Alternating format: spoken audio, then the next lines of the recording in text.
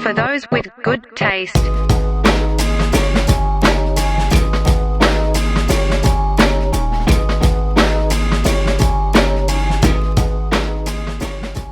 Hey, what is going on, everybody? It's your boys from For Those with Good Taste. I'm Matt. He's Lenny. Que lo que? And we are unleashing a new series for you guys here today, Len. What do we got lined up for them? Oh, it's a new brainchild from here at the FTWGT laboratory. We're going to be getting into a little tail of the tape, Matt.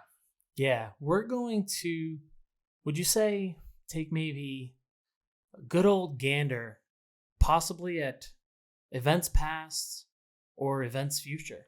It seems like we do that a lot. It's becoming kind of our thing to look at the past a little bit on here. Yeah. But we're also going to, kind of use it to frame the future for us a little bit, maybe. In today's case, we're going to be looking at the world of wrestling, but this could branch a lot of stuff. For right now, probably wrestling and MMA, but who knows? Maybe one day we want to talk about some basketball on here, or football, or if it's a wild enough event, it's probably got our names on it. Yeah. I guess like the main thought here for us is kind of reviewing an event, giving you a little bit of the stuff that built up to said event. Today we're looking at the 2008 Royal Rumble. We've got the 2021 Royal Rumble right on the horizon for us. I can see it. And what better way to see what's coming than taking a look at what's already happened? And I know we took a look at a couple of different lists trying to figure out which event would kick this segment off for us. And you were, as soon as you saw the 2008 Royal Rumble, I saw your eyes light up. I was happy about it. Yeah, I know you were excited. There's obviously a million Royal Rumbles that are out there. And hey, maybe there's a couple weeks leading up. So maybe after this episode, if we didn't talk about the one you wanted us to talk about, maybe if the other options we thought about, like the 98, 99 area for the Rumble. 2005. 2005. Even something maybe a little bit more current with like in the teens, right? Yeah, 2018 was a banger. Heck of a year, yeah, right? Good one. Some really memorable things happened at the Rumble. I think the great thing with the Royal Rumble too is it's one of those events that whether you are a diehard fan, like myself, or if you're a person who pops in every now and again, like myself, you have familiarity with like the big four events, right? You know what the Royal Rumble is, you know what WrestleMania is, SummerSlam. Like there's those marquee events that the WWE can put on that like no matter what age you are, between 10 and 50, you kind of know what that is. Maybe even older. Honestly. Yeah, the Royal Rumble, for as long as I've known it, has always kind of been the event that kicks off the year. Right? Yeah. It's going to set up the biggest event of the year with WrestleMania. You know who your headliner is going to be. And it kind of lets you know who to look out for the rest of the year, because you get to see some of those guys making the entrance, whether it's 1, 20, 30, you got some people to look out for. You're 100% right about it kicking off the year. It's definitely, I think for a lot of people, maybe even the thing they look forward to more than the WrestleMania event is the Rumble match. Right. It's because it's 30 people. It can be people from current wrestling, like the best of the best, but then they always make a point to bring in those guys from like yesteryear too. So you kind of get that nostalgia pop out of people too. So that's where it brings in the casuals so well, I think. And why I was really excited to kind of start with a match like this for this whole tail of the tape idea. We've obviously kicked this around for a little bit, and we're playing around with where we would start. And this seems some could say we're working out the kinks. Yes, massaging them out. So I just think here's a good spot. I mean, the event itself, 2008, for me, prime of my life, Matt. I'm fresh out of high school when this is going on. I'm a little pup, Well, a little more nostalgia for you, right? When you're thinking about this current time and event, if we highlight this event, I know that there is one of your favorites that makes an appearance, and we won't jump too much into it because we don't want to create any spoilers, but take yourself back.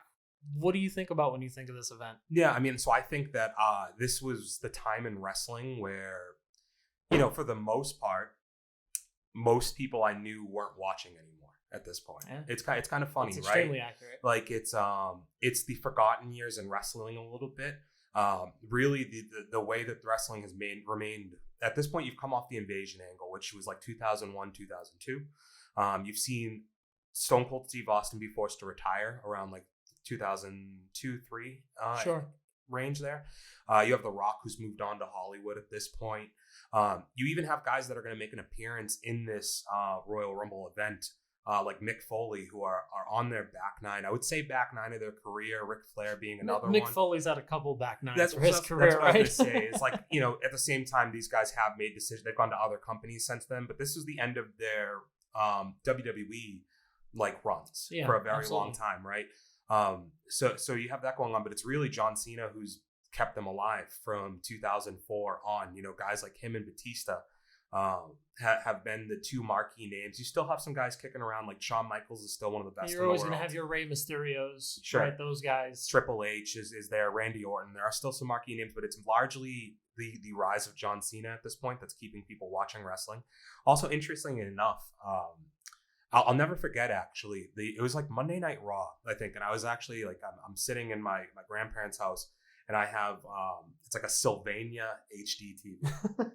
It's like a 720p TV, and it's the first time that they've switched over to HD for wrestling. Wow, yeah, okay, so that's right in that time, that transition. So what's nuts though, Matt, is so the thing about wrestling that's always like been really famous, especially with the WWE, is like they're these big bulked up guys, right? Yeah. These muscle bound dudes. But the other thing that we never really realized, and maybe it wasn't as big of a thing in the in like the 90s, but HD puts a highlight on spray tanning. Like motherfucker. Yeah. It was nuts. I'll never forget guys like Randy Orton and Shawn Michaels. Like look. Don't forget about Batista. Dude, Batista was the ultimate but spray these tan guys, guy, but he has a little tan to him naturally. Sure.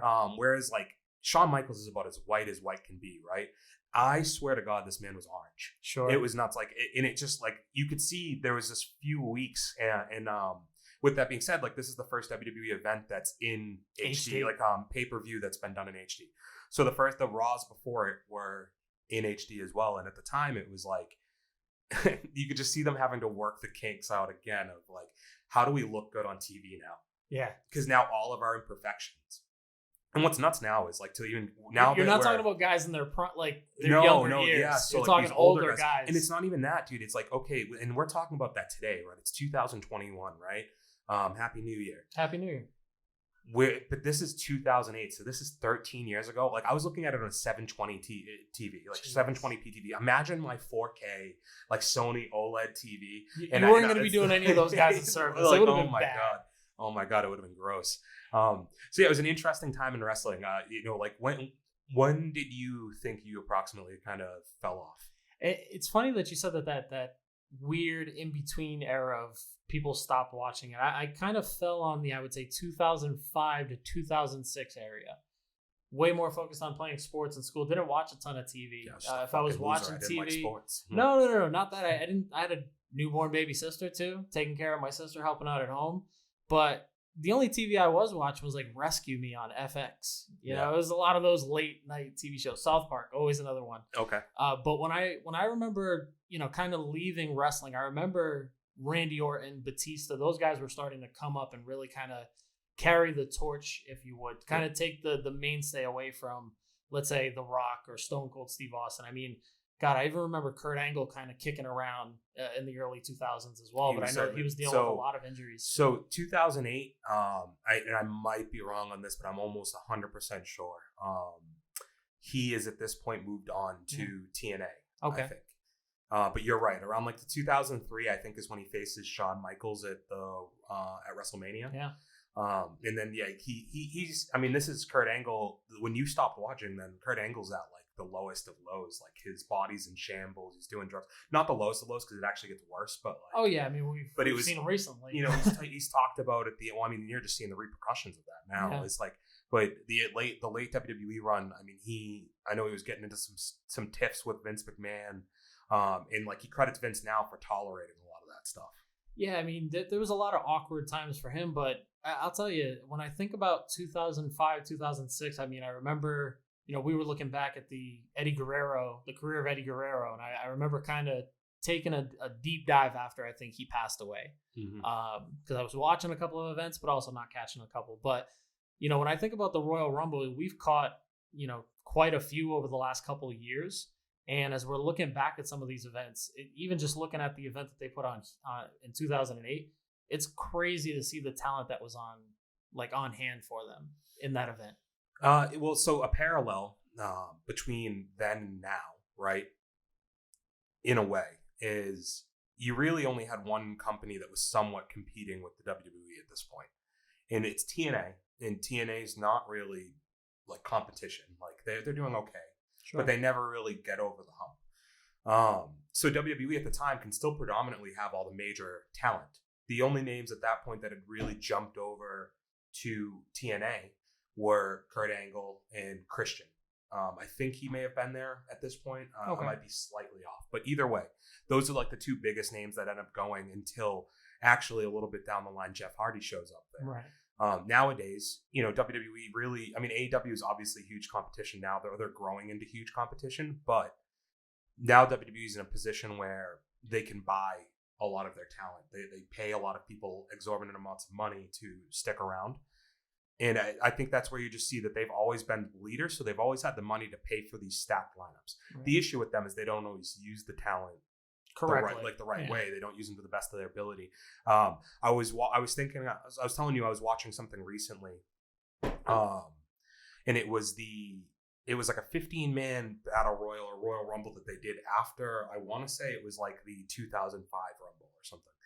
And you have, or it might have been 2004 Rumble. So you have like Charlie Haas in the match.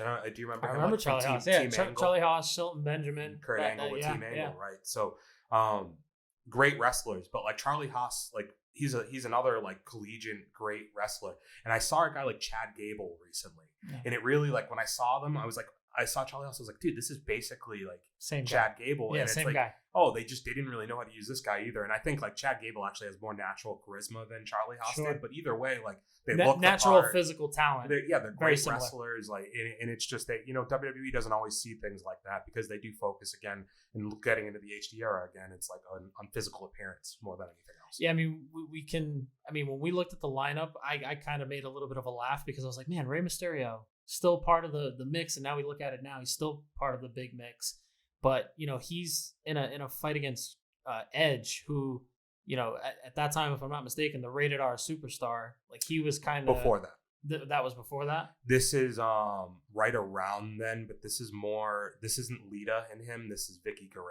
So this is when he had schmoozed it up with the boss lady. Okay. I believe she was the general manager potentially of SmackDown at the time. But yeah, let's look at the event real quick. So let's kind of give people. My question was, right? What was the big part when you're looking at this card and looking at this event? You see what we got coming up soon. What kind of parallels are you drawing? Well, not necessarily huge parallels. We don't really know a lot of what's going to happen at the Royal Rumble this year, just because we're at the very beginning of the build to it. But looking at 2008, the storylines that were kind of standing out. You had Jeff Hardy on his rise to his first ever. He's finally making a run at the main event scene. He's right on the cusp. And in this event, he's facing Randy Orton, who he had earned a month previous the opportunity to face for the championship. Sure. He beat Triple H. On the flip side, you had Edge versus Rey Mysterio, to your point, which is just a feud that in a tag team partnership, these guys just have great chemistry. So they had been kind of building it up for a while too. Like I know they had faced each other previously, in a match the week prior. So that they have that chemistry, they have that relationship, and there was that kind of grudge match that they kind of had to settle on this event. Yeah. So you have with that being said, you have Randy Orton successfully defend, right? He ends up countering. I think it's like a twist of fate into an RKO and gets the dub. Yeah, that it's funny because when you look at it, twist of fate RKO very easily reversible. Could have seen it coming. Same type of move, however, the RKO way better. Sure. And then you also end up with Edge defeating Rey Mysterio with the help of Vicky Guerrero. So that kind of sets you up. It was a miracle. Yeah. So it kind of sets you up, right, for the rules of the Rumble. For anybody who doesn't know out there, is like when you win the Royal Rumble, which is an over-the-top battle royal, you at that point get to choose the champion that you go against. So at this point, whoever wins this 2008 event, you're going to be giving the option of Randy Orton, Edge, or whoever the ECW champion that we wouldn't care about is at this point. Yeah, because nobody was ever going to win the Rumble and choose to face. Why would you want to face? Well, yeah, why are you going to go on to Titan Television and face somebody. It was, Nobody's it was gonna know. sci-fi. Sure. It was like a somewhat respectable. You know what's so funny, that they had Fantasy so wrestling. they're on the Sci-Fi Channel, and at the time they had a vampire character. Gangrel? No, Oh. no, Shane. It's something Thorne. Kevin Thorne. They also had a zombie. Kane? No, No, fuck no, no. like painted, like makeup done up, Really? like he was a zombie. Like they, because it was, they put it on the Sci-Fi Channel, and it's like, okay, we're gonna have some of the ECW like hardcore stuff. We're gonna have legends like the Sandman. Big Show was a part of it. Bobby Lashley was a part of this, right? There's a bunch, like RVD was there, all those guys. But then they also had the Sci-Fi Channel stuff. So the Sci-Fi Channel's like, well, we want to have some like some weird stuff on zombies. here. Yeah, You need a vampire. Yeah, That's why I said when you said they it's on also had, sci-fi. the best thing that they did there actually was the Kelly dance expose. Look that up. Wow. We'll leave the link. Yeah, I'll try and track that one down. Not like it's saved in my bookmarks. Sure. But so that gets us to the Royal Rumble match, right? Yep. So so what happens along the way here is that they have to do some qualifying matches to decide. So it's 30 men get into the Rumble. You don't know all the entries going in, but they do a good job of giving you some qualifying matches to kind of be excited about the bigger names qualifying to get in. So it starts off actually with Umaga, R.I.P. The Raging Samoan. beating a legend. You say legend. Like the man should not have been in the ring. No. I say icon because he's been a legend for years. Yeah. Hacksaw Jim Duggan, baby. Yeah, dude. The 2x4 wheeling, kiss stealing, son of a bitch. Overall dealing. Yeah, It's but dude, tough. what a guy! And like, so they set him up to get murdered by Umaga. Yeah, I don't even not a need to good watch look. the match to know No. he got murdered by Umaga. Snitsky qualifies, beating current WWE champion Drew McIntyre. That's pretty cool. A Raw champion, Drew McIntyre. A couple other big names. You had Cody Rhodes, CM Punk, Mick Foley, Hardcore Holly, Yes, Hornswoggle. the Mick Foley. Yeah. Yeah, we didn't gloss over that. Oh, you think that's great, but Hornswoggle is just like a little person. I know, dude. I get it. I mean, When you said but low to the Hornswoggle, I was ground, like, wait, that's who? actually, he might have an advantage. He's low to the ground. I don't know. I just want to see him skin the cat. Okay. That's all I'm interested Let's see in. if that pulls that off. Because if he gets a hold of the bottom rope, he's still got at least 3 feet to work with before he touches the mat. We're good. But you get Hardcore Holly too. Yeah. Love Hardcore Holly. So the last big name that needs to qualify for the event going into the Royal Rumble is Triple H. That's kind of a big name, right? Yeah, and I mean it's very like standard stuff of the 2000s, like 2000 to 2010, that like he's going to be eating up a lot of your screen time. So he wrestles the first week coming off of Armageddon, where he's lost to Jeff Hardy for the opportunity to go for the championship. So now he sets his sight on the Royal Rumble. At that point, he loses to Ric Flair. It basically nixes his chances of getting into the Rumble. William Regal's the general manager. He's like, no fucking way. You No can't mas, do it. dude. It's not happening. He puts on that English accent. He's like, the fuck out of here. You trying to No, trying to make me do it? Yeah, All right, I'm not gonna do it. Yeah, no, Lucky. thanks, All right. dude. Nope, didn't happen. So Triple H, though, in a act of nepotism at its finest, has Daddy Vince come along the week before the Rumble. You missed the chance to call him Big Daddy Vince. Yeah, BDV. I don't know why. I just needed you to do that. I didn't miss the chance. I just avoided it. Okay. He gets his dad to come in and be like, "You can have one last chance, Trips." I'm overruling the commissioner. Yep. And he's like, all you have to do is beat 3 men. Just 3. Snitsky, Mark Henry, and the Sexual GM himself, chocolate. William Regal, in an over-the-top rope gauntlet match. Okay? And this is the last chance to get in. And what do you think happened, man? I think he won. Shocker. I think he won. I think Daddy Shocker. made sure he won. Yep. So he gets the dub, and he is officially entered into The Royal Rumble. And that kind of sets the stage to where we are now. The final step here is, and why this event stands out so much, is there's one name that's about a minute from all of this that hasn't qualified yet, and we'll let you figure out who that is.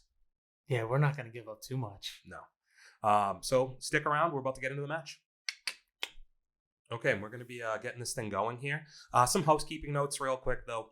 I'm going to try and put the video in so you can watch along right on here with us. However, we know how the YouTube gods can kind of work sometimes. They can come down and strike your video down. So in the event that does happen, we're actually just watching this on YouTube itself. It is a free match that they've posted on YouTube. I'll include the link below if you want to pull it up on your TV and watch along with us. But with that being said, dude, we're going to go ahead and kick this thing off. So I'm going to give you a 5, 4, 3, 2, 1 countdown here. So pause the video now if you want to go find the link. And I'll give the countdown and just hit play right on the go there, okay?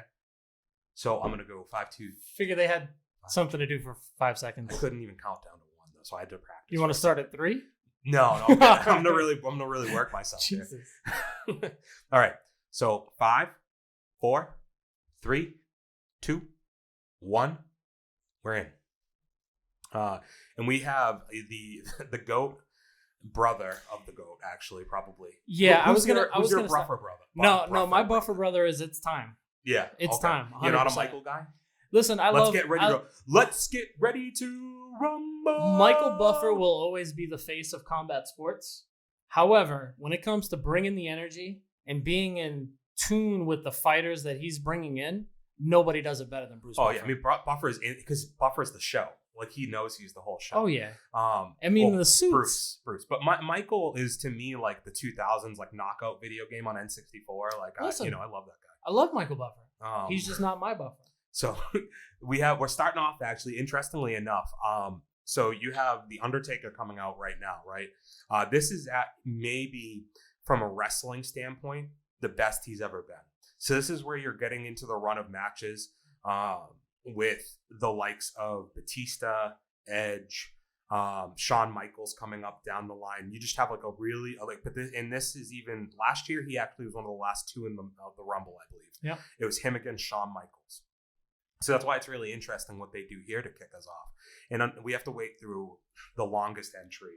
But you know what? Let's take a moment to kind of take a step back here, because not too long ago we talked about the end of The Undertaker's career and some of the moments that kind of made him known. When you think about this Royal Rumble match and what it signifies, him coming out at number 1, starting off against the second entrant who ends up being Shawn Michaels, it kind of gives you a glimpse into the somewhat changing of the guard, so to speak. Yeah, no, you're 100% right about that.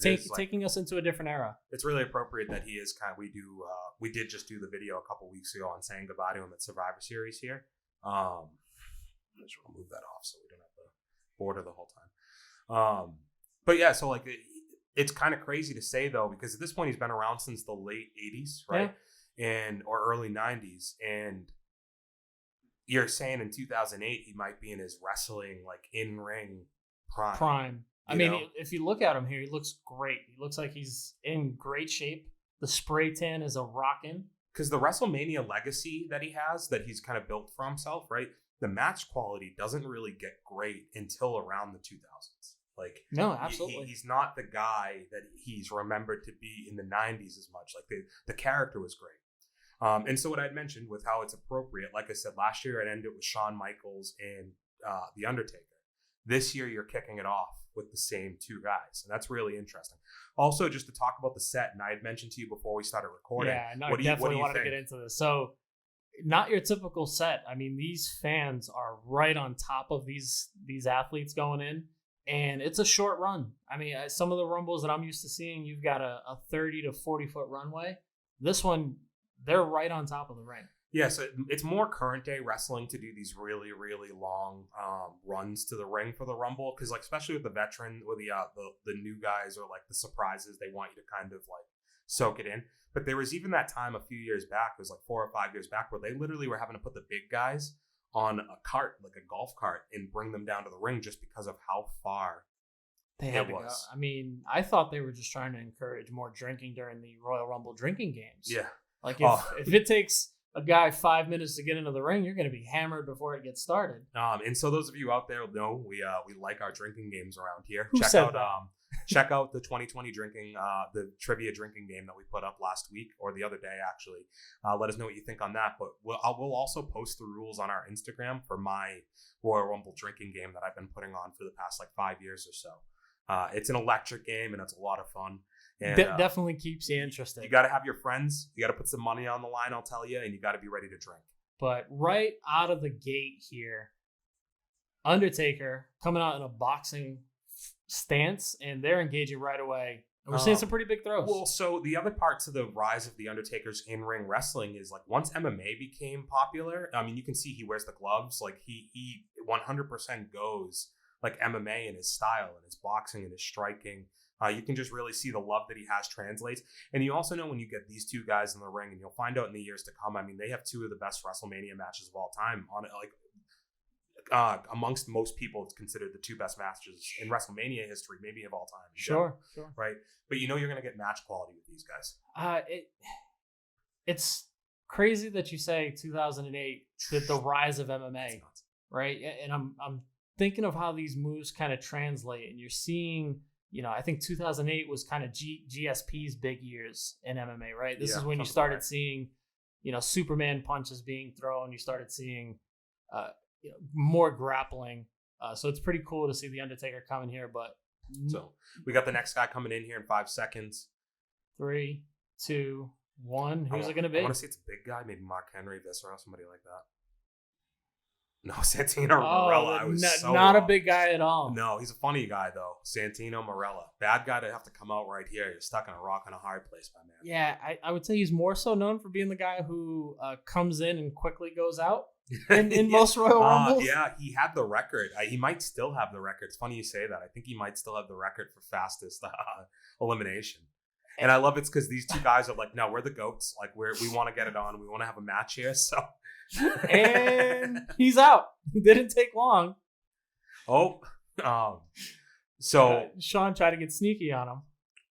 So that would be in my Royal Rumble drinking game, a whole beer. If you had the number 3 entrance, that's an in and out. He didn't last more than a minute in the ring. That is a full beer.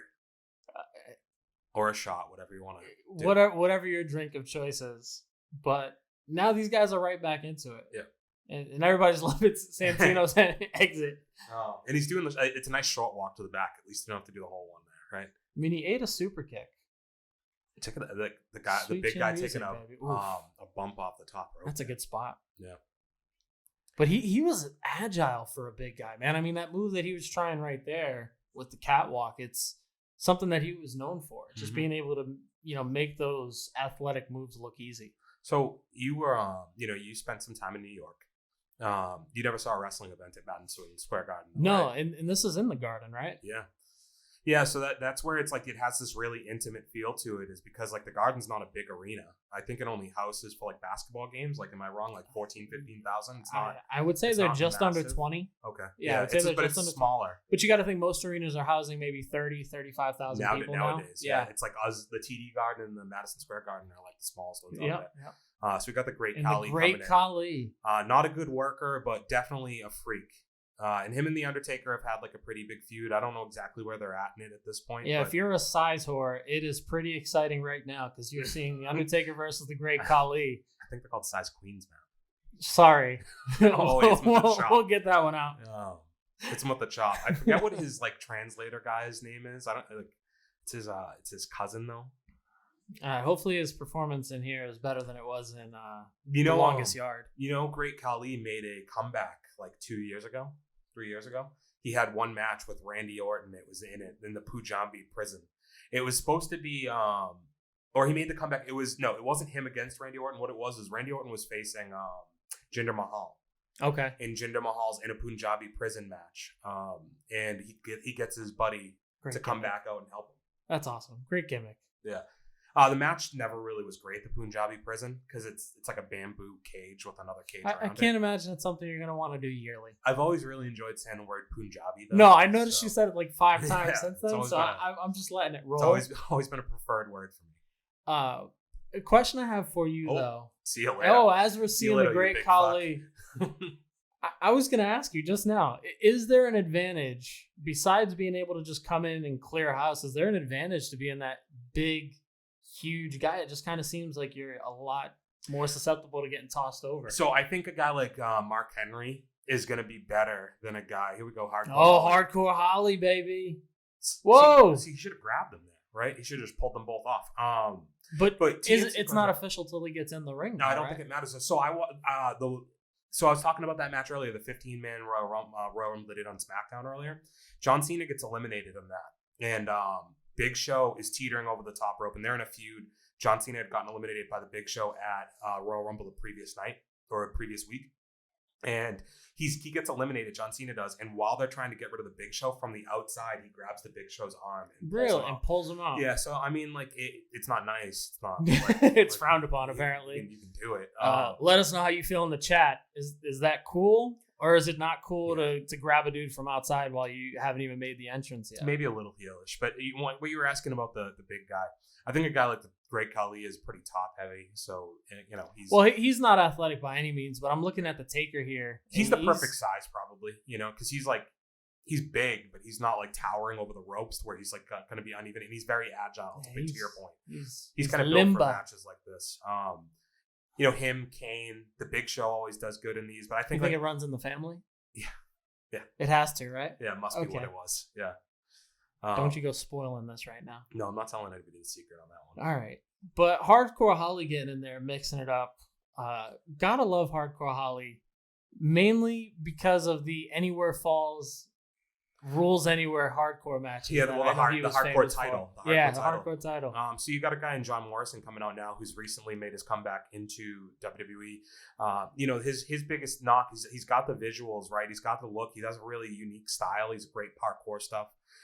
His issue's always been he doesn't have a ton of charisma, like vocally. He's not a great not able to cut a promo. Yeah, like he's funny when he bounces off of other people, but he has a very like stoner vibe to him. Okay.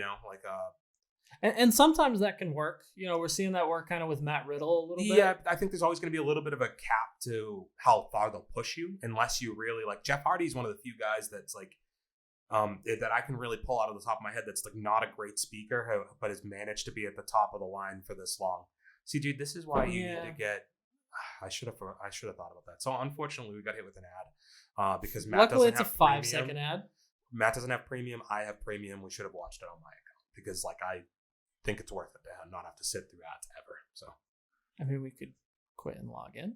No, I'm not making people. What? So 5-second delay. You should be at 11 minutes and 25 seconds to sync up with us. 27, 28, 29.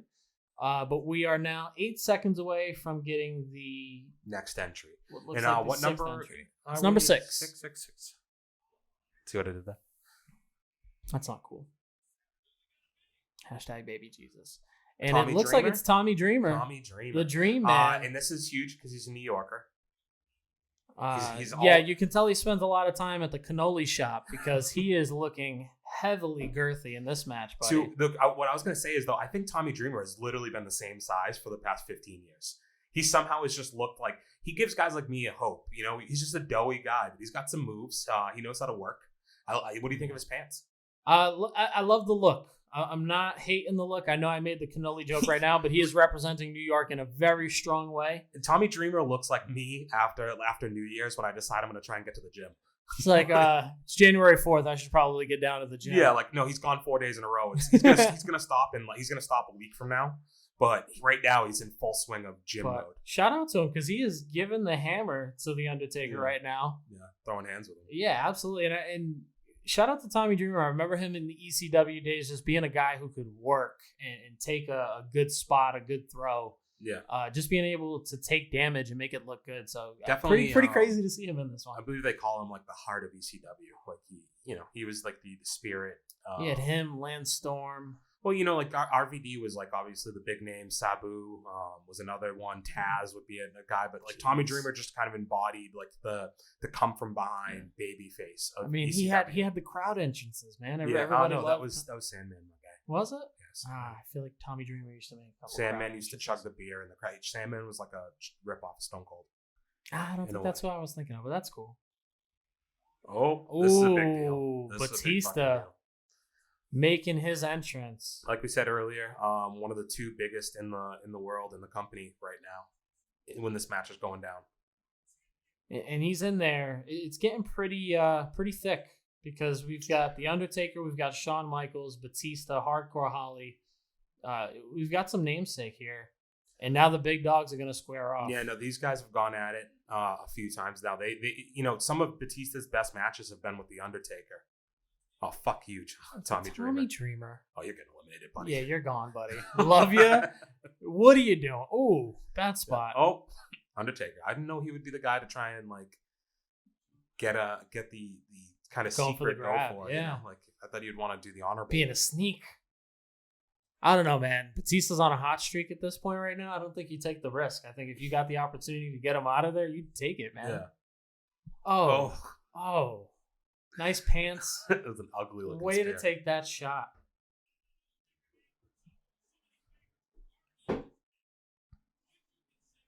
If we were gonna do a timer, why wouldn't you do a timer on like the phone itself? Because there's timers on your phone. Well, I didn't want it to go off. Oh, okay. It'd be really rude if we weren't paying attention. I'm good, man. Hardcore Holly about to take a tumble from HBK right now. Pull his pants off, man. Why, dude? Oh, Pause, bro. Hornswoggle. Pause. No, man, I just felt like he'd be distracted and it'd be a lot easier to. Why would you say pull his pants off? I already deal with enough as a wrestling fan, like that they're in like tights the whole goddamn time. The fact that Batista's like this might be the most amount of clothing in a wrestling ring ever. Well, that's what I was gonna say. Is how long are we gonna pretend that it's okay to just wear these underwear chaps, dude? You know, I guess they don't make so you more it. aerodynamic. I think the Hardcore Holly ones are probably more appropriate. Those are the best ones. Like he's just got some shorts on. Yeah, he's got like Batista's wearing like the trunks. You know, he's wearing the Speedo. Like I just don't like it. Like I gotta check out this guy's asshole every time he's about to get thrown out of the ring. You know, I've never really, aside from the fact that wrestlers are very vain, nobody's ever really given a good reason why they wear the tights. Like, dude, you could still look at my legs, but you don't need to look at my, my I think you know what the other issue, Matt, and you said the pause moment. I'll give one of my own here. The thing is, it's not like these dudes are like if I was packing, you'd catch me in those shorts all the time, right? But like, if you're not a shower, you're a grower. Like you should probably not wear those trunks. Oh, Shawn, one-hander, dude. We skinning the cat? Nope, he did not. And Shawn's busted at this point. Did we notice that he might have a broken nose? I mean, he definitely got hit. It's probably got Taker. Me being dramatic. Him, huh? And we've got Chuck Palumbo. Yep. Chuck Palumbo making an entrance. Yuck. And if you don't notice, he's literally just doing the Undertaker gimmick from 5 years previous when he was the American Badass. The rolling. To the point where I think Chuck Palumbo actually came out on a motorcycle most of the time he did his entrances. Chuck Palumbo has his own version of the Swanton Bomb, doesn't he?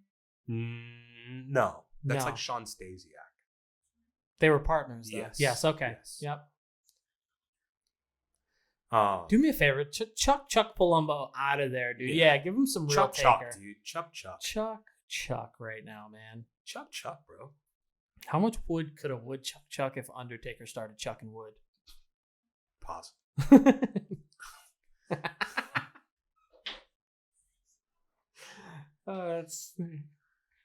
It's not a rumble if you don't have at least 5 pause moments, but who's your pick to get knocked out in this one?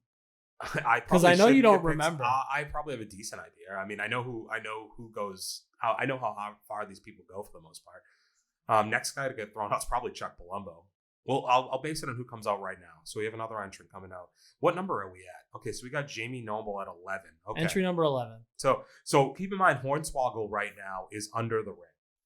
Oh, I missed that. Yeah, Hornswoggle ran under the ring. Good for him, though. He's not going to get eliminated. It's kind of brilliant. Yeah. He pulled a John Jones. Yeah. Except USADA's not there. Yeah. Nobody's trying to drug test. He was trying to drug test Hornswoggle, I don't think. Although they were doing paternity tests around this time, and it ended up being that he was the illegal son or illegitimate son of Vince Kennedy McMahon. Wow. Very interesting. Well, you want to know that storyline, Matt? I would love to. So at the time, what it was Chuck Palumbo. That's a drink, dude. Jamie Noble. That's a drink. Yep. So at the time, and I don't know exactly when in time frame this happens, probably a few years after this, but Ken Kennedy, Mr. Kennedy, was supposed to be kind of making a run at the top of the title there. He's looking pretty good, and they were doing this illegitimate son of Vince McMahon thing that they were building to over somebody get hurt. But they were building to this thing over the past however long, and it ends up getting revealed at the time because Mr. Kennedy gets fired from the company right when it's like about to pop over. He gets hurt maybe. Okay. But either way, he can't be there for the culmination of the storyline, which was going to put him over as the son of Vince McMahon. And he was going to get like a rocket strapped to him because the guy could talk. Like he was a decent worker. I vaguely remember him. Yeah, the problem was he had heat with the boys, so he had heat with Cena and Randy Orton. Okay. And at the time, if you had heat with those guys, like that's pretty bad. CM Punk now making his entry at number 12. CM Punk. This is ECW CM Punk, I believe. Wow, man. So yeah, Kennedy. So they end up having to fill in a spot because Mr. Kennedy, Vincent Kennedy McMahon, they were going to kind of put it like that. They end up having to go the route of Hornswoggle as the son. And it's like, think about where that goes and vice versa. It's just bad, you know? Oh. Mismanagement at its finest. CM Punk? Yeah, you're right. Well, timing is everything on that one, huh? No. It's just weird to see CM Punk in here. So I guess it was Jimmy Noble that took the bad Jamie? Yeah. He's a Jimmy to me. He works for the WWE still as like a producer. Looks like he ripped his guts out, so he's gone. He's been carted out. He spilled his guts. Spilled his guts. Do you have it? I'm gonna get you to do karaoke if it kills me. Well, no, that's not karaoke. That's just the guts. I don't care. This is the beginning of the guts I show. I want you singing. Chuck Palumbo going in for a big spot against CM. Yeah, what are you doing, dude? That wasn't gonna happen, dude. CM Punk's got more respect. Okay. All right, Chucky. Oh no, you're gone. Oh, okay. See, that's why CM Punk thought he could do MMA. Because he used to just throw flying knees. Yeah, that's what I'm saying. He's just throwing flying knees. Like, if you're playing the first UFC video game at this time, you're killing it. Oh. Okay. Shawn has been outside of the ring more than he's been in the ring. All right, number 13, Cody Rhodes. Nowadays, the leader of the AEW locker room. The face of AEW. The owner of AEW. That's why I said he's the face. Tony Khan and him. Technically, he's the face and the ass. Oh, Punk. Oh, immediately. Okay. And I'm looking at Senior Gold Pants over here, and I'm just thinking knock off AJ Styles. No. I know. Not at this point. AJ Styles was walking trunks at this point. I know, dude. AJ Styles was low-key like the best wrestler in the world at this point, just wasn't in the WWE. No, I get that, dude. It's just, he's got a knock off AJ Styles thing going on. I think I just heard Bailey snoring outside of the room. Yeah, that's hardcore Holly right there. She is so at what point does Cody realize that he's got no chance here? He makes it work, dude. Cody, for what it's worth, was always a really good wrestler. He just was never given the opportunities he was supposed to get. So this was earlier. This might have been. Was this around the Legacy days? Like, I can't remember exactly. It might have been. Yeah, just to make sure that you're synced up with us, we are just hitting the 22-minute mark of this event, and we are expecting entrant number 14 in 5 seconds. And it's getting pretty crowded in there, Len. Yep, and just a heads up to the guys at home, like our camera does have to be turned off and turned back on in about 5 minutes here, so we will have to just stop and restart the video in a sec, but we'll make sure you guys know where we're We'll give you a prime buffer before that happens, but making the entry at number 14. Which prime buffer, Bruce or Michael? I mean, just go Jimmy. Okay. Yeah. I think it's Buffett. No. Jimmy Buffer's the third Buffer brother. Oh no, so it's not. You weren't talking about. Yeah. Okay, my bad. I thought you were talking about Michael. And I'll be honest, I don't know if his name is Jimmy. Okay, I just threw it out there because the other one, we didn't even acknowledge Umaga's in the ring. I was going to. The Samoan Bulldozer made the entrance at number 14. Just a beast at this point. Oh my god, another ad, man. We gotta get you some YouTube. Hey YouTube, throw us some premium. It's probably not gonna happen, but worth a shot. All right, so we're at 2250, 2251, 52. So may have just had to backtrack for that 5 second bid. I was looking up Legacy earlier. What does Legacy mean to you? And Umaga did make the elimination of Hardcore Holly. Pretty big there. He's coming in. Yeah, so Legacy was this time period, 2008 to 2010. And as I was saying, it was getting kind of crowded. I was going to ask you, Len, at what point do you start seeing the tide kind of swing into somebody possibly clearing house in here? Well, that's where what you're looking at right now is the build to some of your bigger names. I mean, at some point, I think you'll probably see a little run from Undertaker. here, but what you're basically building to is Triple H has to have a bunch of people fed to him. I love how the crowd every single time they're just getting up, man. They just flock to that entryway. That's why that's so awesome. They need to do that again. And Snitsky comes in at 15. This ugly prick. So Snitsky, who was coming off of a big win over Drew McIntyre. Yeah, and I'm pretty sure around this period he's killed Lita's baby. Do you remember that? No, I don't. You want to elaborate before anybody thinks something bad happened? Well, so no, he said his whole gimmick was he didn't do it. He paid for her abortion? No, so she was impregnated with the demon spawn of Cain. Ah. And well, then it was a good so thing. Somehow, like, it goes from Matt Hardy and Lita to then Cain and Matt Hardy fighting over Lita's like marriage, and then you get Cain. Like, this is what wrestling did to women, by the way, in like the 2000s and 90s. So like they had no right to choose who they could be with. He just battled for the right to marry them and have sex with them. Sounds very medieval in like matches in a wrestling ring. So like basically like Cain like forces himself, like impregnates fucking Lita, and at some point she gets knocked over by Snitsky and miscarries, and they have a huge feud over Snitsky being like, I didn't do it. And it's like, no, you did. Wow. Oh yeah, it's and he's like, and Snitsky even comes out with like a baby carriage, I think. I don't know. So he just went full heel on it. It was and apparently no charges were pressed. Also, going back to the whole thing of first thing in HD, one of his gimmicks was they yellowed this guy's teeth. Oh wow! Yeah, they had literally intentionally yellowed his teeth so he would look so deplorable and gross, like on camera in HD. That's rough. But Mike the Miz making it in at number 16. And this is how far into his wrestling career is he at this point, Len? This is early. I mean, early, right? And so I've been watching the challenge, right? Well, that's why I asked. And he's not in. He's in the 2 seasons they have on Netflix.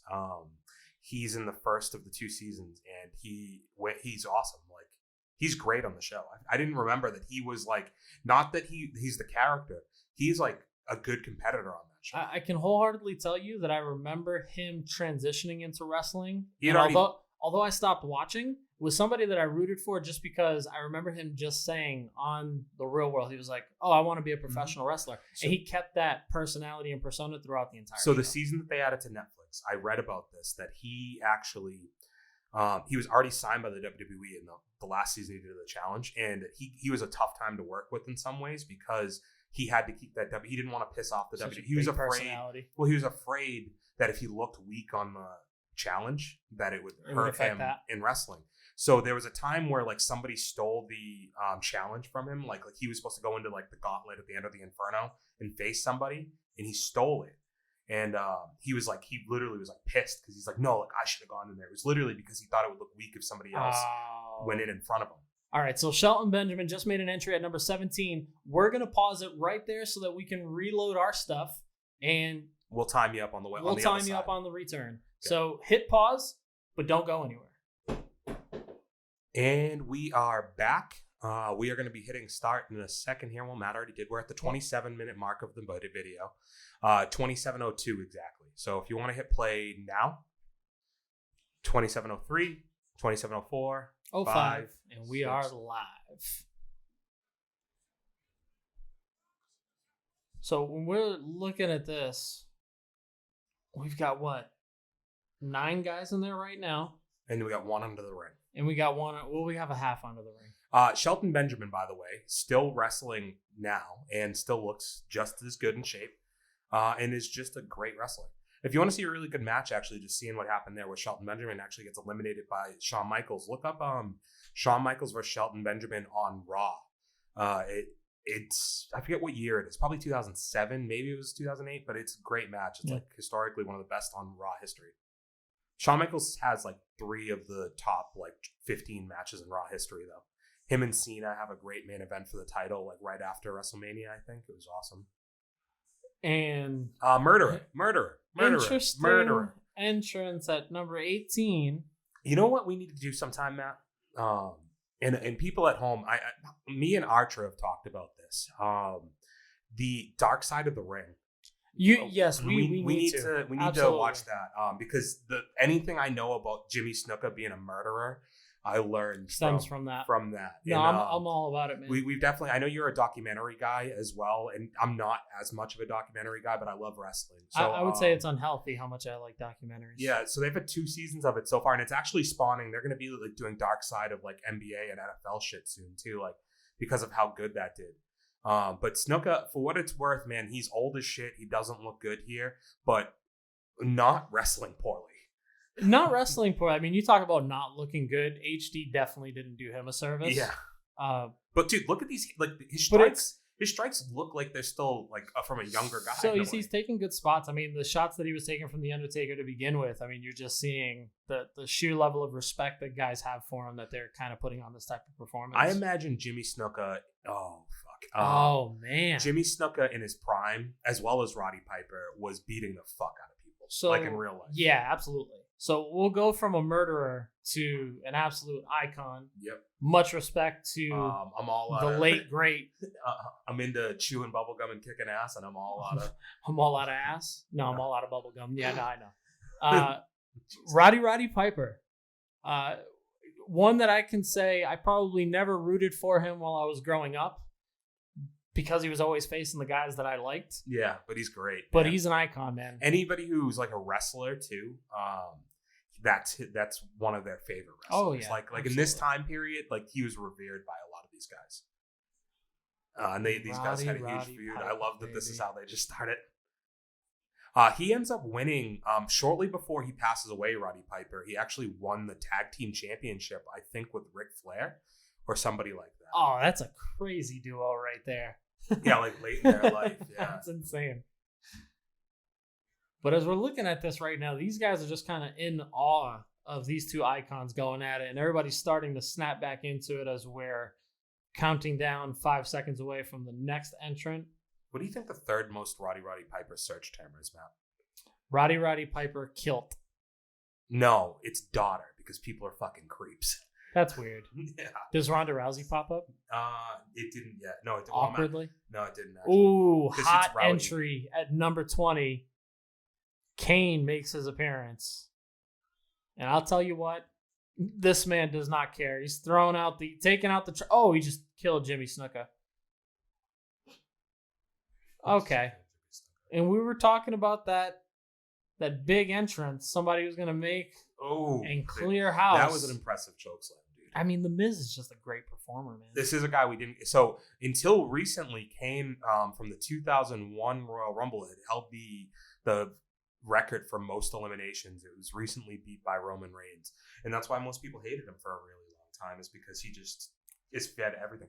Roman Reigns they tried to promote him like John Cena, and the thing is John Cena's John Cena. Like, nobody's that good. Yeah, you can't do that. And Roman's kind of just coming into his own as a promo cutter. I mean, a lot of people aren't really a fan of that part of his game.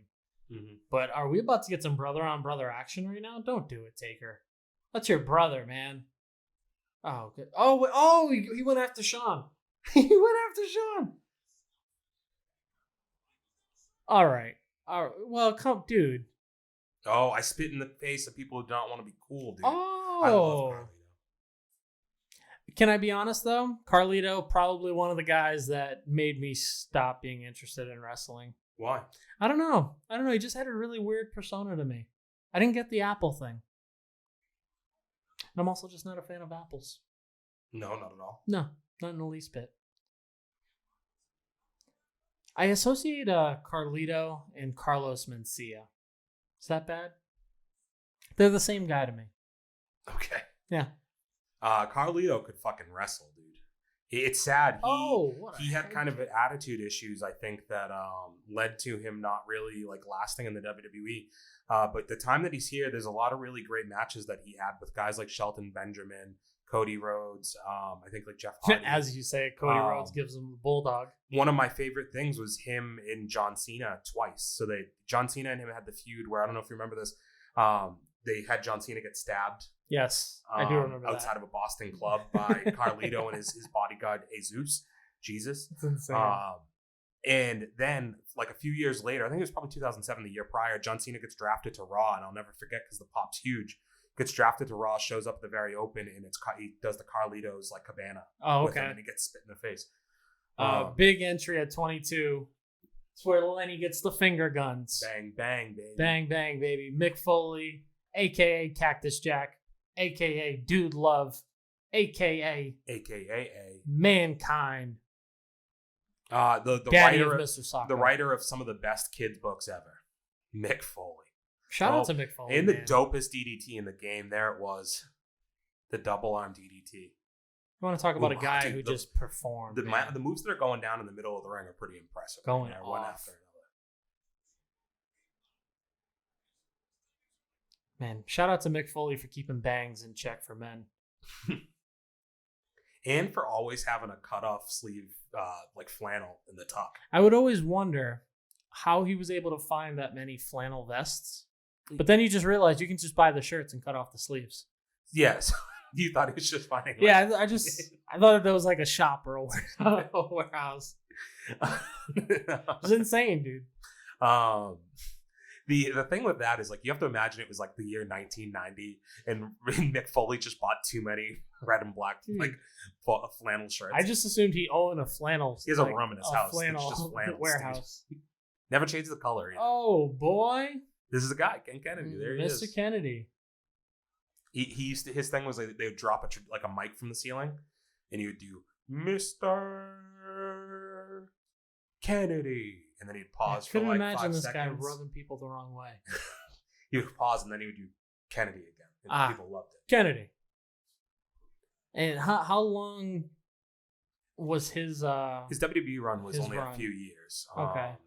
But he was in TNA after that, was pretty successful. Yeah, because if you're bumping heads with some of the big wigs, as you would say, you're not going to last long. Yeah, but he was talented. Like I said, man, the guy he got a bad rap. It wasn't he got a rap of being unsafe because he had hurt those two. He hurt Randy Orton in a match.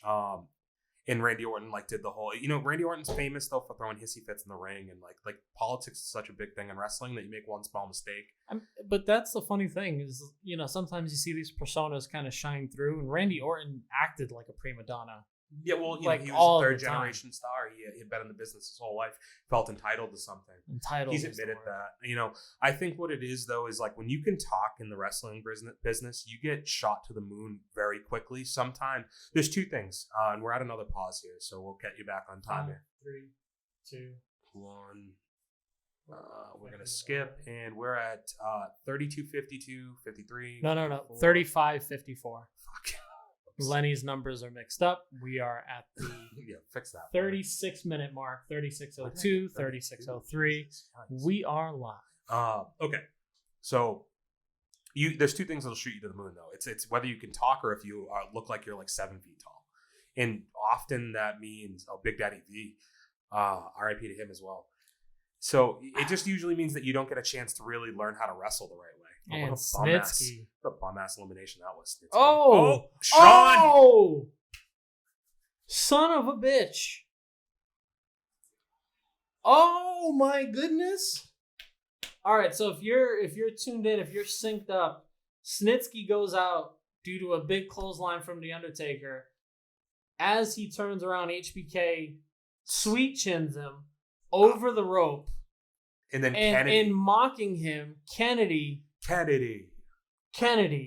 then tosses Shawn Michaels over the ring. And Undertaker gets so upset, he starts beating the shit out of Snitsky. He's still beating the shit out of Snitsky. Oh my God. The fuck out of here, Gene. He's so upset. And he's so mad at Shawn, too. That's so fucking funny. Yeah. Did Shawn just make sure that the doors open quickly so that he can get stuck with Taker? Yeah, I'm pretty sure that's what happened.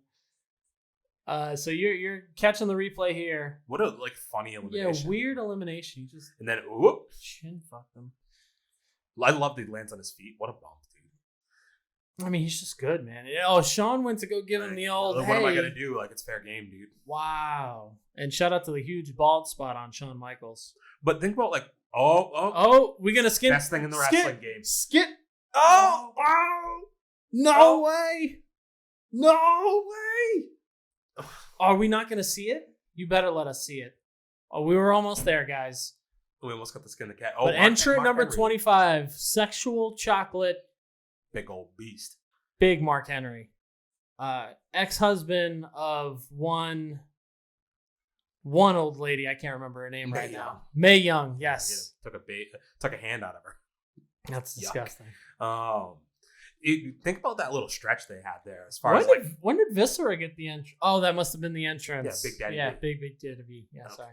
So but think about that little run they just had there of like those big eliminations Oh, happening. Hornswoggle making an appearance. And he pulls out the Miz. And goes back into the ring. Sorry, buddy, you were in the middle of a thought. Yeah, no, it was just like that little stretch of stuff. Like, it was some of the best things that have happened in the wrestling in the Royal Rumble so far here. Was the Shawn Michaels Undertaker little thing there, and then you lead to this like that. It's almost skin the cat from Cody Rhodes. A great little sequence. A beautiful move. Now you have a couple big guys in there, and you're setting up for the kind of the third act of the Rumble here. So the big guy, obviously, we talked about before this, was Triple H has earned his right to get in here, and you're coming still not here, and he's still not in the match. But they've conveniently, but look at the thickness that's in that ring for Triple H to come into. Well, I like how you said thickness, and they immediately show Viscera. Yeah, it's like, yeah, that's thickness for you. Because that's what you're gonna do with Triple H here, right? You're gonna have him come in and look like a monster. Yeah, so we're coming in at entrance number 26, I believe. Mm-hmm. So we've got 5 guys left. Burgers, fries. And one Chavo Guerrero. I am a fan of his entrance. I don't know about you. Listen, man, Chavo Guerrero, never gonna hate on him. He was part of the Lie, We Cheat, We Steal crew. Gotta love him. Mm-hmm. But man, it's crazy to see some of these names as we look back. 2008, you're still getting some Chavo Guerrero. You're still getting some Viscera. What a roster they had, dude. Like these are still for this being the period where wrestling wasn't getting watched as much. Yeah. There's still a lot of guys in here that like I think a lot of people remember pretty fondly. Yeah, I mean, there's going to be some big names there, and then if you're that generation of people like myself, where 2005, 2006 started to be that end of a wrestling era for you, you're still going to remember some of these guys. And Batista's still in there. Swanging away. Swanging and banging. Swanging away. Man, Viscera, you got to have a better outfit than that. He's wearing sweatpants, so that's bad. Hornswoggle. Oh, no. Oh, you idiot.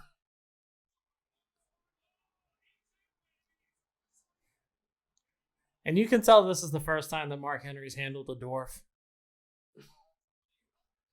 This is weird. That's caught between a rock and a hard. Oh, Fit Finlay. It's pop. Fit Finlay.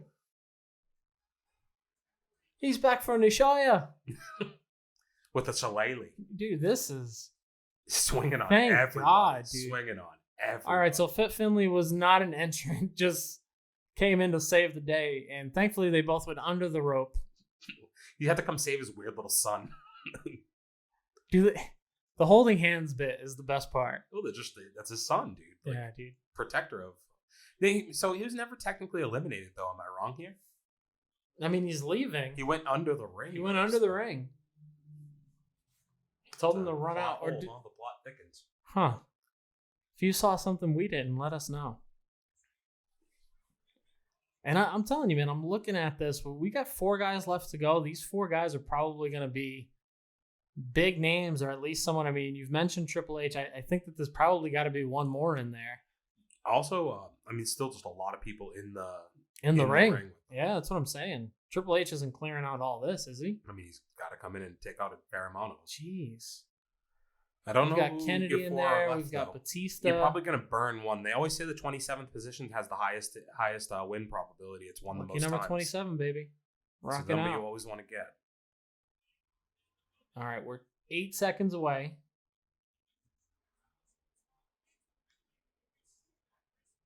Oh, the anticipation's killing me. Elijah Burke would turn to become the Pope, but at this point he's in ECW, I believe. Ends up having a good TNA run after this, but not much of a WWE run. Another one of those guys that they just didn't really know what they had. You know what I'm kind of like just thinking on right now is as we watch some of these Royal Rumbles in recent times, we see some entrants from their farm system. You see some guys from NXT. You see some guys kind of come up and they're maybe not your Raw, SmackDown guys, but they can still make an appearance. When did that kind of start happening? So when you would start making your way from CM Punk just got eliminated. From ECW into the because at this point the WWE owns the ECW, right? Yes. Okay. Yeah. I mean, so there really wasn't like WWE still had their own independent scene with OVW at this point. No, yeah, like, sure. So, but so it would basically be like ECW was Paul Heyman's baby at this point, but he's still heavily policed by Vince McMahon. But that was where they were putting most of their up and coming talent, and they mixed a few veteran names in there, like the Big Show, to kind of get you over. It was still like at the top heavy with the RVDs. RVD was probably the first one to make a transition. We were talking about him. The game has made his entrance at 29. Yes, interesting, huh? Okay. So we've been kind of lining this up for what it could be, and you are seeing it. Do you want to maybe bump the volume up a little bit? Yeah, here absolutely. I can grab it if you want to. For entrant 30, we got one left, and I got a feeling this crowd's going to be pretty amped for the final entry to come in.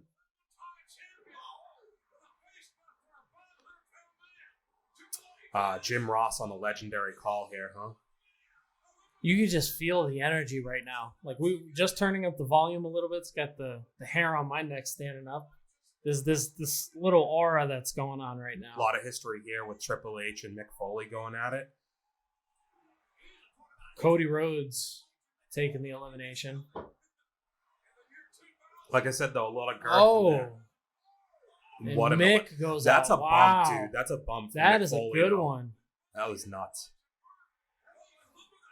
But there's a certain buzz in the air right now, and I think of that a lot of that comes from it was anticipated at this point that Trips would be 30, right? Yeah. If he hasn't been out by this point, it used to be 30. So now it's like, well, who's 30? Who's 30? Like, yeah, because now it's like the 30 is going to be a big fucking deal, whoever it is, right?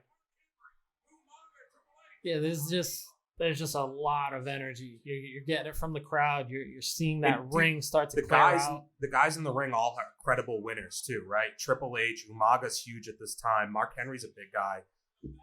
Carlito could have been a guy. Batista's in there, yeah. And then Kane. Kane's always been up in the top of the top echelon there. Batista, I think, is out of the ring right now, but he's still in the match. Yeah. I saw him go under the rope. Ooh. Oh, you ballsy son of a bitch. 10, 9, 8's coming up here. Yep. I've seen this a bunch of times and I still get excited for it. Yeah, I'm actually getting goosebumps right now. They pause. Ooh.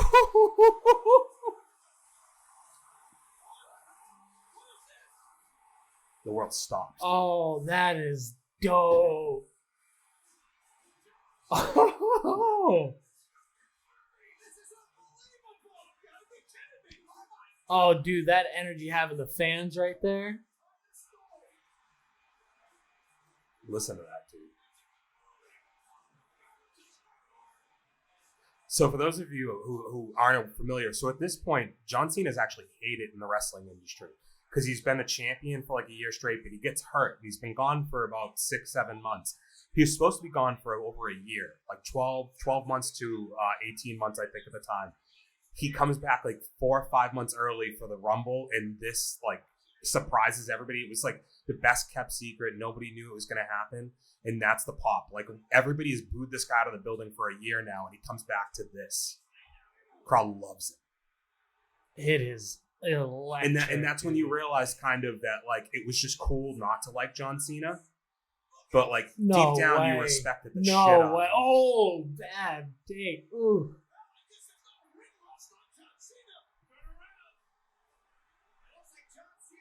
And this is the build-up. This is the build-up right here.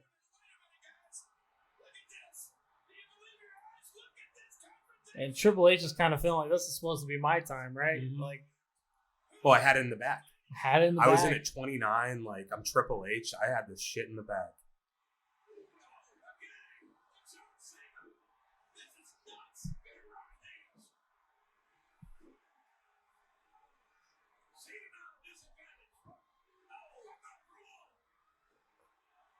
Oh, one of the best spine busters in the game.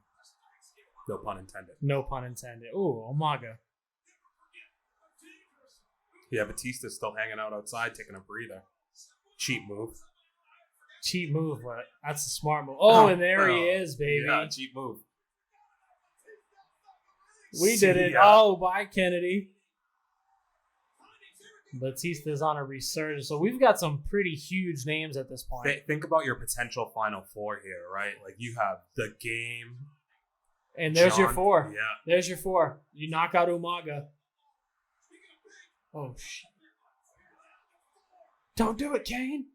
No, he can't do it. 2 under Evolution brothers here. Former Evolution. Oh, man. So think about how lit this crowd is because like these 3 guys could win. Hornswoggle's still in it. Yeah. It's fucking electric though. Listen to that. Dude, I am pumped right now.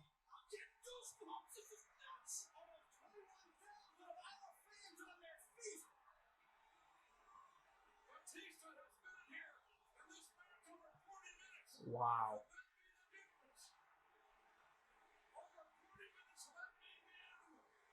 Thumbs down, baby.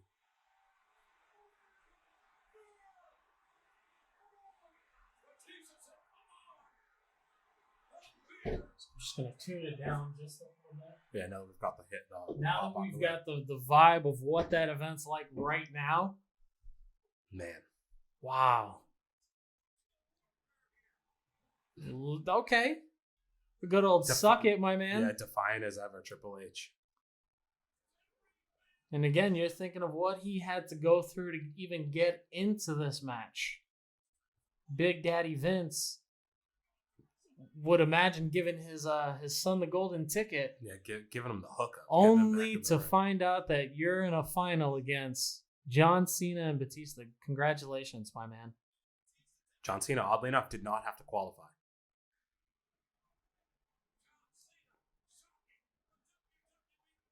I mean, do you have to qualify if you're the champion? No, he wasn't the champ. I mean, he left for a year, but once a champ, always a champ, dude. Champ's here. They probably, you know what it was now? They probably couldn't see him. I mean, I barely saw him. I only heard the music. I didn't. He just got in the ring. Oh, learned it from the best by the looks. Oh, Tripp going for the pedigree. No, I feel like the pedigree is probably the most easy move to kind of counter. It's like, oh, I just got to pick my head up. Yeah, you just got to kind of lift him over you, really. Or drop down and give him the old low blowski. Oh, that's much easier. Big Val. No heavy lifting. I always loved the Batista powerbomb. It's always a good one. Might be too soon. Oh! See you later. There you go. And then there was 2. I was just going to say, it might be a little bit too soon to be showboating Batista, and you end up getting knocked out. All right, guys, we are at the precipice of it right now. We've got about 5 minutes before our camera is going to go kaput on us. What's going to happen, Len? I'm hoping we get there before it goes kaputs on us.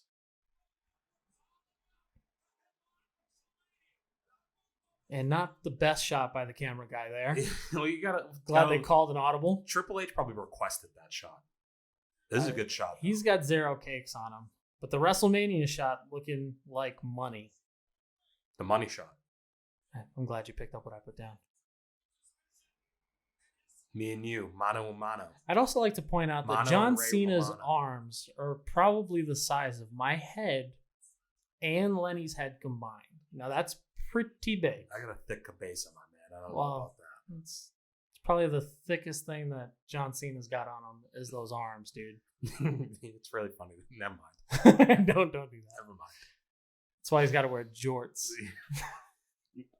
You know, man, for what it's worth, though, John never tried to pretend. See, this is what I'm saying, dude. Why would Triple H wear those trunks and be a fucking... He's not a... You're a grower, dude. Don't wear the trunks. He looks like a Ken doll right now. And John's just like, nah, man, like jean shorts. Gotta wear jorts, dude. Yeah, I gotta tuck it. Me and Goldberg have the same size pec. And they're going blow for blow right now. No pun intended. Can't see me coming. Is he gonna do it? 5-knuckle shuffle, no. Baby. 5-knuckle shuffle.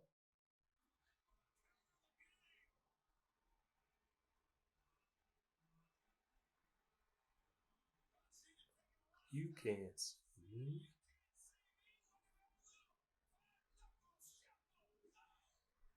Love that move. Yep. Love So it. it's definitely That is a crowd pleaser for sure. pump him up, Oh, dude. is he going? He doesn't pump him up anymore, but you got to go down and pump up. Is the he going fucking for the chase, FU, dude. bro? Is this it? He doesn't land it. Oh, shit. Give him the low blow. Oh! That's the other way to reverse it, Len. We didn't think of that one. Oh, double clothesline. That's insane. But you know what? I feel like that's a perfect moment. We're going to cut it right there. Okay, want to give her a pause? I think we give it a pause right there on the replay. We're going to stop it at 53-53. That's actually an interesting way to stop it. Let's hit it on the reload. Don't go anywhere. We're going to catch you guys right back here. 2 seconds.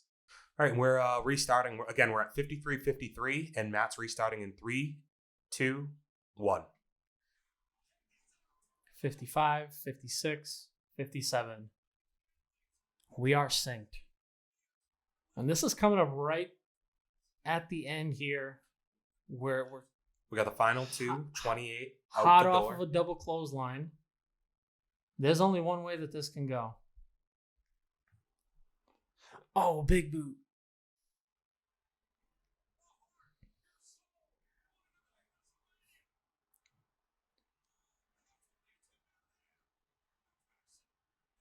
Oh, god damn it. It's too close. Oh, DDT. Is that? That's the lazy go-to right there. It's an easy one. I got to get some time. DDT. Dude, the thing about the crazy thing is like Mick Foley, that's a finisher. Like Jake the Snake Roberts, that was a finisher. Now, to your point, it is just a kind of a transition move. That's how wrestling's changed. The progression. No. You see those arms? He ain't going down like that. Although John Moxley's still using the... Hey, so didn't see arm. a single skin the cat in this one. It's true. We got close on a few of them, but none of that. I mean, it's a rarity in wrestling because somebody's usually got to bust it out. This is right before Kofi Kingston gets his run. How'd I know that name was going to make it? You know, and like, so Kofi Kingston probably shows up in like the next year's Rumble. Oh! He got it! Oh! Oh! Oh, and that's a Feliminator, Matt. That's a Feliminator. That's a Feliminator. That's a Feliminator. That's a full beer. That's a full finish elimination right there. That was F beautiful. you over the top rope. Eliminator, dude. Wow, man. And look at that. There's the shot. WrestleMania, John Cena in the background. You said, that's my shoulder. You said it was hurt. Fuck you. A salute to the soldiers. Chain Gang soldiers. We out here. He's going to WrestleMania, baby. What a finish. Is there any better way to pick your first Royal Rumble to do a tail of the tape That was on? a good one, right? You get a Feliminator? That was a pretty good one. Dude. Oh, man. Yeah, so from here, he goes on to actually face Randy Orton and Triple H in the main event of the next WrestleMania, and he actually loses. Randy Orton wins, unfortunately. Unfortunately, but what a way to come back. Quite the fucking road, huh? Man, like, yeah. So you talked to me a little bit about this moment, but what does that do for you when you remember looking back at it? I mean, you've watched it a bunch since, but I think I said it, man. It still feels like I still get amped for the moment. I mean, like I'm a wrestling fan, so like I get lost in it anyways. But like John Cena's always been a person who is up there. I mean, he's from Massachusetts, so I think there was always a little bit of an attachment just on like a hometown bias. Sure. And he's the biggest wrestler in the world at this point, and I was probably disappointed in the build up to this that he wasn't going to be there. However, this is still around the point for me with wrestling where it's like, there wasn't the WWE Network where it was $10 a week or whatever. Yeah. And it wasn't as easy to maybe find a free way to watch something, right? Yeah. So like you had to watch pay-per-view. I don't even know if I had gotten this pay-per-view or if I ended up seeing it like the day after, actually, like thinking back on it, because it was like I was 18 years old at this point. Did I spend $60 to buy the event? I don't know. Who knows? Right? Yeah. And watch parties. It wasn't as easy as it is, or it was if we were in the 90s and you could have everybody throw $5 on it because everybody watched it. Like, yeah. Now, to what we talked about earlier, maybe not everybody was watching it at this point, but this has always been a Royal Rumble for me because of that return of John Cena that it's always really stood out to me because that energy is just so electric when he comes out. And I'd said to you right at the beginning of this, and we did talk about it on camera, but the way this arena is set up, there could have been no more perfect. Like, we had Edge come back last year. Yeah. And it was awesome, right? Yeah. It was amazing. You've had other huge returns and huge moments, but I don't know if he fed off that crowd so much, and you felt that. It all translated so well. It had to be that type of intimate setting. Like we talked about the entranceway at the beginning and how it's so much different than it is now. Yeah. But when you look at that moment, Madison Square Garden, you're talking 14,000 people perhaps. The biggest star making his unannounced return. News like that doesn't really stay secret for very long nowadays, right? No. Well, so yes and no, because you had recently, Edge last year, which was people kind of knew, but they didn't know. AJ Styles, Sure. They do find ways to keep this stuff secret, but it takes a lot of work. Yeah. It takes a tremendous amount of work for them to get somebody in. And these guys, when they come and do this, John Cena most likely sat on a bus for 14 hours that day, never really getting to leave. Yeah. Because they don't want the wrestlers to see it. They don't want the people working backstage because those are the guys who leak these things. Yeah, absolutely. You know what I I mean? Throw me a quick stack and I'll tell you who's going to be showing up at number 30. So he probably had to really keep himself separated from everything. What we do this tail of the tape thing, to kind of educate ourselves and people watching about what's coming down the line. And so the main takeaway I get from really watching this is we're talking so much about the energy. And I hate to keep harping on this because, quite frankly, there's nothing you can do. But I do have a question as to what the Royal Rumble is going to look like without no fans. You're not going to get a return like this.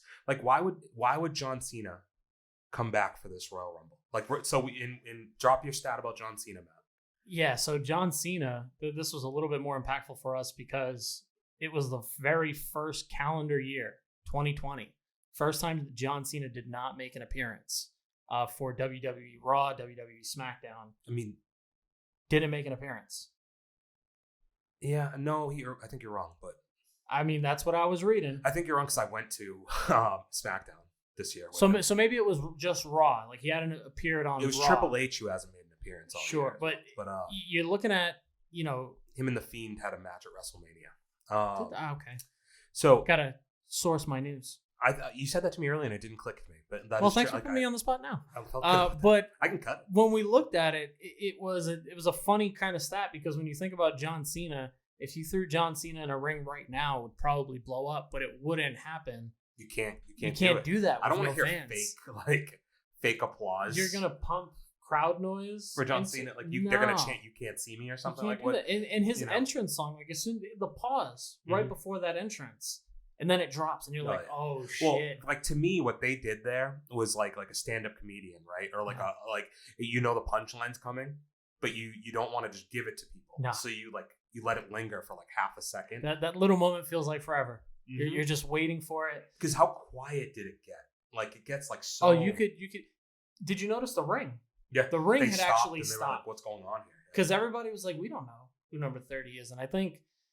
We dabbled a little bit in this conversation with the Undertaker send-off. That's the right way to do it because you get to do it with all of these light shows and all this other stuff. It doesn't hurt him to not have fans there. But, man, I would not want to see a Royal Rumble unveiling if you're not going to have fans in the arena. It just doesn't kind of make sense. I'm with you. Yeah. Right? Yeah, so I am looking forward to who wins this year, but I don't think you can look for the big name to return.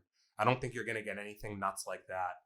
The biggest thing going on is you're going to have Goldberg going for a title potentially, but I don't think they'll give you anything in the Rumble quite like this. So it is an interesting year. I think wrestling ability, they're going to put on a good match, but it doesn't have the same feel.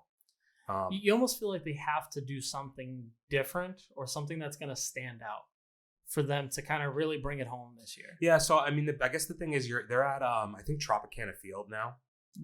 Is doing where it outdoors. So they're doing it. No, I think that has. They have a dome. I think it has a dome. Yeah. So, the adjustable dome.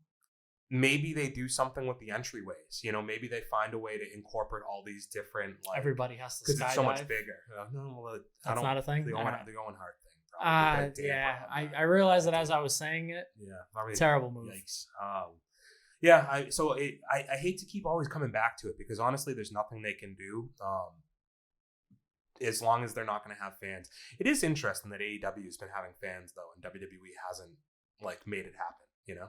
Yeah, there's a lot of question marks around just events in general. I'm a European soccer fan, and there's all these talks about how the UK is in tier 1 or tier 2 for lockdown, and these events are still going on, and some sporting events have even had fans. So, dude, these boxing events that have been going on, like fans. That Ryan Garcia event had a decent amount of fucking people there, huh? And that's where it really just depends on which state you're in. If you're in Texas, if you're in Florida, Tropicana Field, Florida, you can do whatever you want. Yeah. Are you going to run the risk?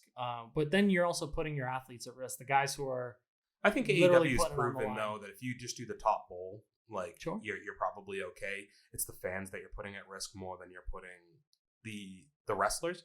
But yeah, no, I mean, we don't need to go too long on that. It's just the thought for me, like coming off of this match is like, how does that translate the same way? But I'm really glad we did this, man. Like I had a lot of fun watching this. I've seen this match a bunch of times, but this was a really fun rewatch. Yeah, this was awesome. I'll be honest with you. I think I'm pretty sure I'm watching this for the first time. Yeah. I don't recall watching this at any point. So to be able to watch it with you, to have all the color commentary, the background for it, it made it that much better for me. And I'll tell you what, it also gets me excited that we're going to keep on doing this. Mm-hmm. I would say it was definitely a success. We say that this passed the taste test here? Yeah, I'd say it passed the taste test, and we'll be back with more. So we're going to get out of here. We've probably kept you for well over an hour at this point. If you're here, you're here. Thank you so much. Hopefully you've had fun. We're going to probably do another one of these. Hopefully we'll do something with like Connor coming up. I would say we're probably going to do it. Yeah, we'll do something for Connor coming up in the next few weeks as he's making his return. Biggest guy in the MMA world making his return coming up. Yeah. A couple other things. If you haven't checked it out, 2020 trivia. Go back and check that out for us. It was a really fun ride. We have the video editions about an hour long on our YouTube channel. We have an extended audio version that goes over 2 hours where we get into all of our favorite parts of 2020 as well.